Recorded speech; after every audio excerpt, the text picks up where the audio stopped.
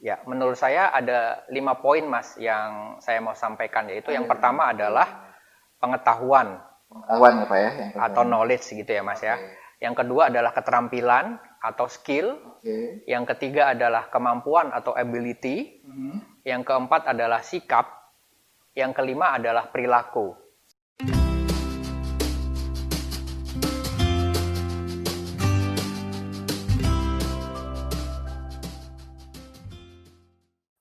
Halo Grow People, apa kabar?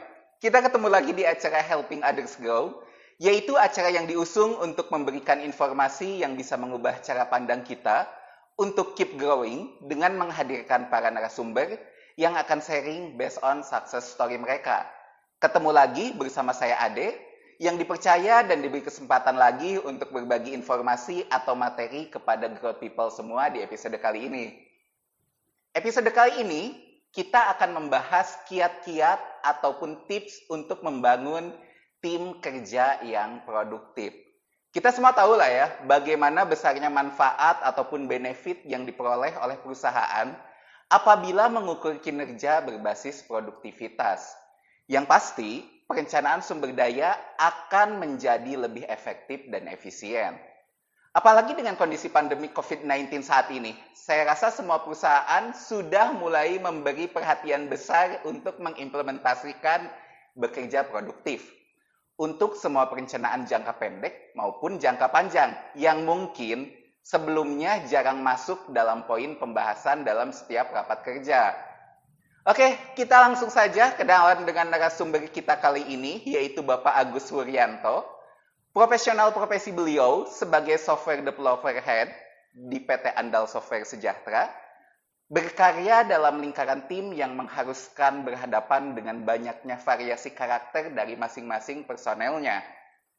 Kapan harus bertindak sebagai teman ngobrol, kapan harus bertindak sebagai leader yang tegas, bagaimana harus menyemangati tim kerjanya, sudah menjadi keseharian yang dilalui oleh Pak Agus ketika memimpin tim kerjanya. Tapi dari sekian dinamika yang harus dihadapi, beliau selalu menampilkan sosok bapak yang kalem, tenang, sabar. Sepertinya ini sudah melekat dan tak bisa lepas dari gambaran seorang Pak Agus.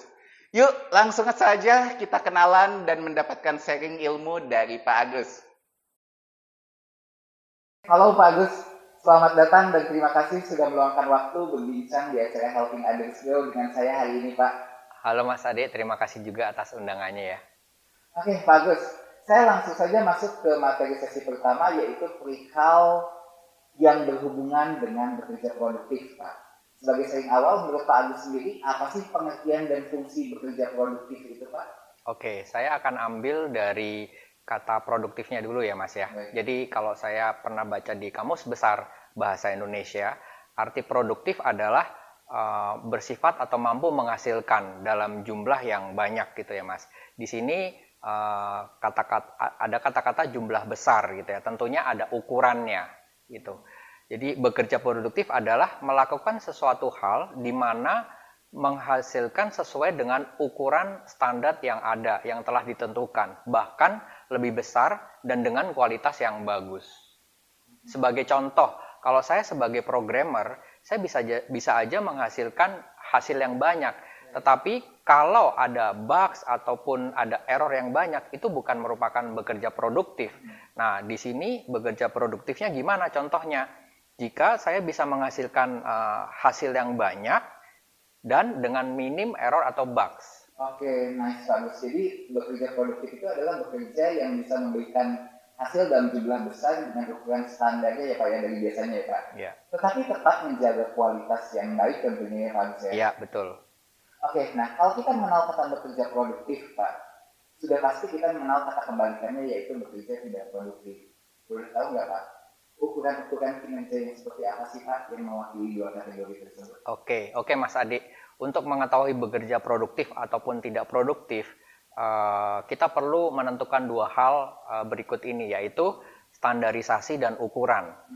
Saya akan kasih contoh dua ya Mas ya. Baik. Jadi yang pertama adalah satu pekerjaan itu idealnya bisa dihandle oleh berapa orang gitu ya. Jika satu pekerjaan bisa dihandle oleh satu atau dua orang, artinya ini merupakan bekerja produktif gitu ya. Nah, Dan jika pekerjaan ini ternyata dihandle oleh 3 atau bahkan lebih dari 3 orang gitu ya, ini merupakan tidak termasuk bekerja produktif. Kenapa?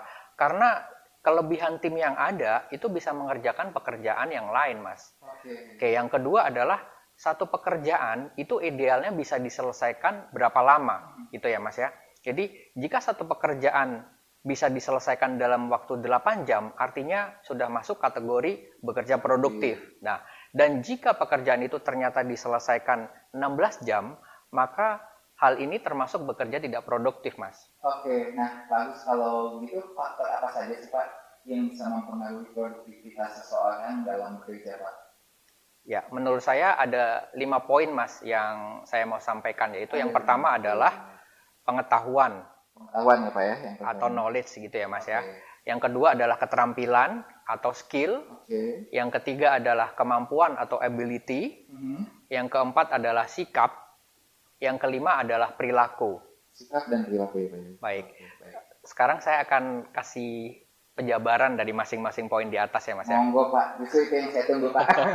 Silakan Pak. Iya, jadi yang pertama adalah pengetahuan atau knowledge ya, Mas ya. Kita tahu bahwa setiap personil itu level pengetahuannya tidak sama. Untuk meningkatkan pengetahuan, saya menanamkan budaya untuk membaca. Juga ditambah dengan sharing session, hal ini akan mengupgrade pengetahuan masing-masing personil, Mas. Oke, baik. Gitu. Nah, yang kedua mengenai keterampilan ya, Mas ya, atau skill ya. Ya. Jadi belajar dan mencoba hal baru itu merupakan kunci untuk meningkatkan keterampilan. Ini merupakan value yang ada di Andal juga nih, Mas, mengenai smart dan inovatif gitu ya. Benar banget, Pak. Jadi dengan memberikan tantangan-tantangan baru seperti bagaimana proses itu bisa menjadi cepat, bagaimana proses itu bisa menjadi atau berjalan otomatis, tantangan ini akan meningkatkan skill tim, Mas. Oke. Nah, selanjutnya, Pak. Yang ketiga adalah kemampuan atau ability.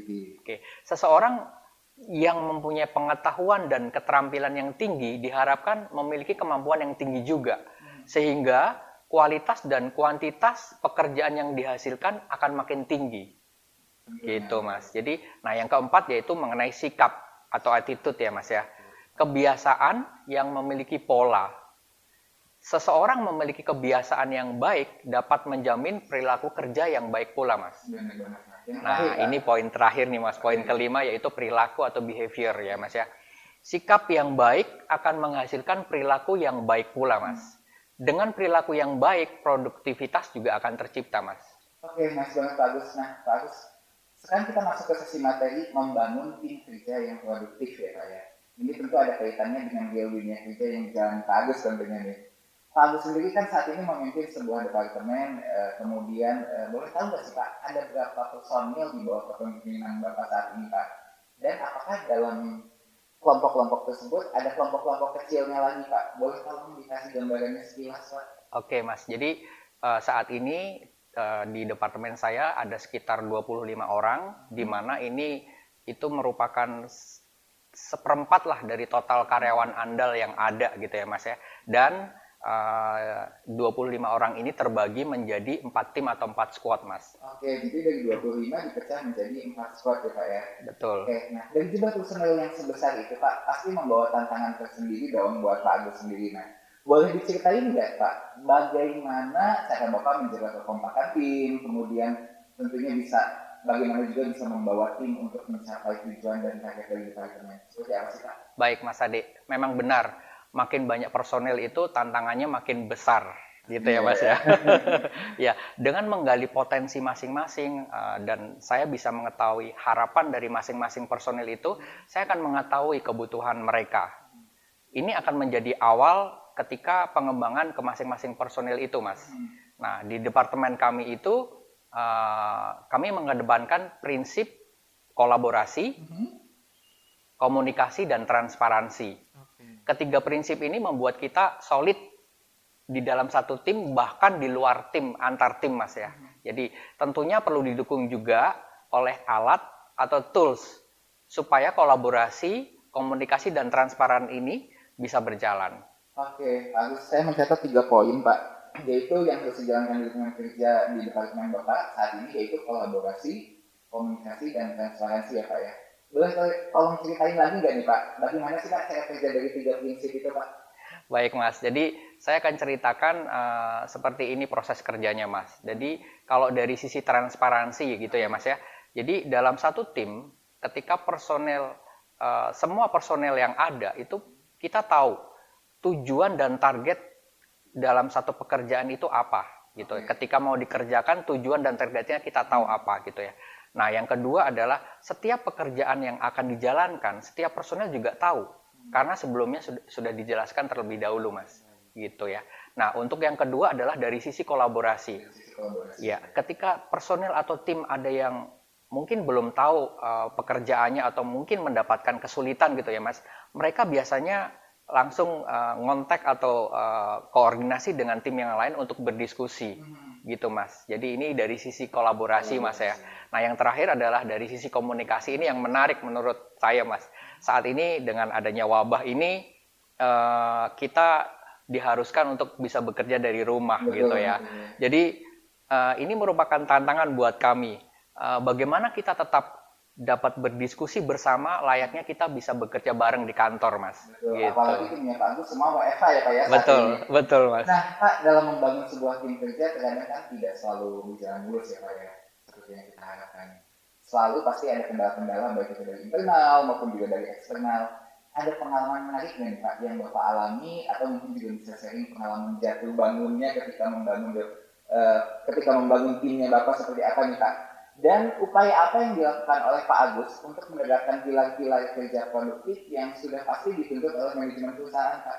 Ya, saat ini memang saat pertama kali saya mengemban tugas ini itu ada satu hal yang menarik buat saya, Mas. Jadi kejadiannya itu di awal tahun 2020 ini, Mas. Awal tahun 2020 ini? Iya, betul. Jadi manajemen atau pimpinan itu memberikan statement seperti ini bahwa departemen yang ada di saya itu adalah departemen yang paling lemah, Mas. Sebentar, Kak. Jadi ada statement yang langsung disampaikan ke Bapak bahwa departemen Bapak adalah departemen yang lemah. Betul. Di antara semua departemen, Pak. Paling bawah, Mas. Cambukan dong, Pak. Betul. Betul, Mas, betul. Jadi ini merupakan cambukan buat saya, Mas. Jadi sebagai langkah awal gitu ya, Mas ya, saya akan mempelajarin masalah apa sih yang terjadi pada saat itu. Gitu ya, dan terkait dengan proses kerja maupun dengan personel di timnya, Mas. Gitu. Jadi kalau saya lihat di sini tim gitu ya, Mas ya, saya ibaratkan seperti pohon. Jadi kalau pohon itu terkadang ada ranting atau daun yang kering, kita mesti bersihkan supaya apa? Pohon itu ke depan itu bisa tumbuh subur dan ada ranting atau tunas baru yang akan tumbuh gitu ya, Mas ya. Gitu, Mas. Jadi kalau saya simpulkan lagi dari apapun pekerjaan yang kita lakukan itu saya simpulkan ada 6 poin, Mas ya. 6 poin. Apa Betul. aja Pak 6 poin itu?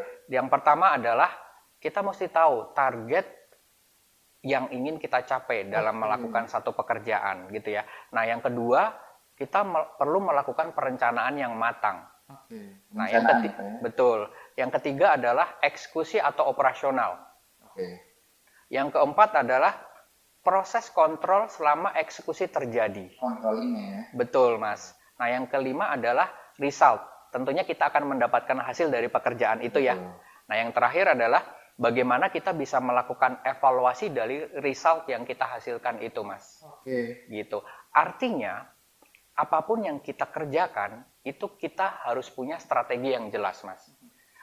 Bila perlu nih Mas, perlu ada plan B di setiap perencanaan. Jadi bukan cuma satu plan ya Pak ya? Betul. Jadi saya pernah mengalami kegagalan juga Mas, dan ini merupakan kegagalan yang cukup besar yang saya alamin. Cuman kegagalan ini saya ambil sebagai proses belajar buat saya. Supaya di kemudian hari itu saya harus memikirkan matang-matang sebelum saya melakukan rencana tersebut, Mas. Baik, Mas Bagus. Terima kasih banget nih Pak Agus untuk sesi obrol-obrolannya kita hari ini nih Pak.